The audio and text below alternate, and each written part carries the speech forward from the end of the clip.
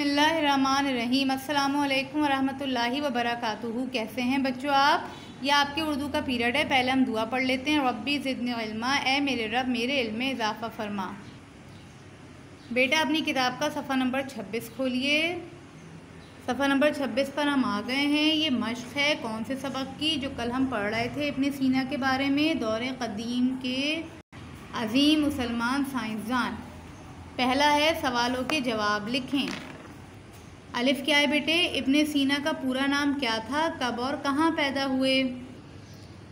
जी, इब्न सीना का पूरा नाम अबू अली हुसैन इब्न अब्दुल्ला इब्न सीना था। और वो कहाँ पैदा हुए?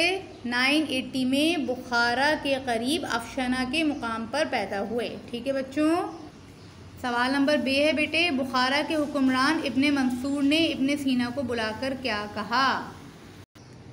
इसका जवाब बेटे पेज नंबर 23 पर है।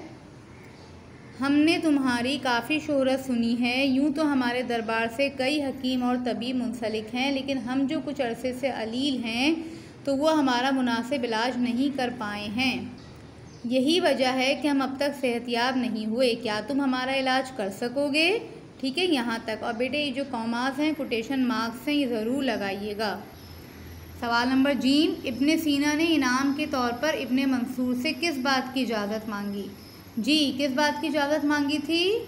शाही कुतुब खाने में आने जाने की। ठीक है, ये अपने अल्फाज में लिखिएगा। इसके बाद दाल है, तिब के हवाले से इब्न सीना की सबसे मशहूर किताब कौन सी थी और उसको क्या एजाज़ हासिल था? उनकी मशहूर ज़माना किताब कौन सी थी? अल क़ानून फ़ी तिब। और उसे क्या एजाज़ हासिल था? उसे ये एजाज़ हासिल था कि कई सदियों तक ये किताब यूरोप की यूनिवर्सिटियों में पढ़ाई गई। ठीक है। इसके बाद बेटे सवाल नंबर है इब्न सीना के मुतालिक 5 अहम बातें लिखें। आपने पूरा सबक पढ़ा है बेटे। इब्न सीना के मुतालिक 5 अहम बातें जो आपको लगती हैं वो लिखें। इसमें से भी ले सकते हैं और पूरे चैप्टर में से भी जो आप इम्पोर्टेंट समझते हैं कोई सी 5 बातें लिखिए। सवाल नंबर 3 बेटे दर्जे झेल अल्फाज के माने लिखें। कौन कौन से अल्फाज हैं? गिरा कदर, दानिश्वर, शिफा, इमाम आज़म, तबीब, मोमिर, मरहमत, तक़द्दुस, मंतक। और आपको पता है ना कि अल्फाज माने आपको कहाँ मिलते हैं?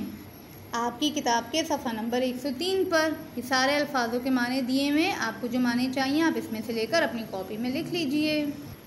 इसके बाद बेटे सवाल नंबर 4 दर्जे झेल अल्फाज को अपने जुमलों में इस्तेमाल करें। अफाका, अलील, हुसूल, उलूम व फ़नून, जंग व जदल। अफाका माने फ़ायदा, अलील माने बीमार, हुसूल माने हासिल करना, उलूम व फ़नून माने इल्म और फ़न की जमा, जंग व जदल माने जंग के लिए इस्तेमाल किया जाता है। ठीक है बेटे, ये काम आप कॉपी में करेंगे साफ़ सुथरे तरीके से। जज़ाकल्लाह। अस्सलामु अलैकुम वरहमतुल्लाहि वबरकातुहू।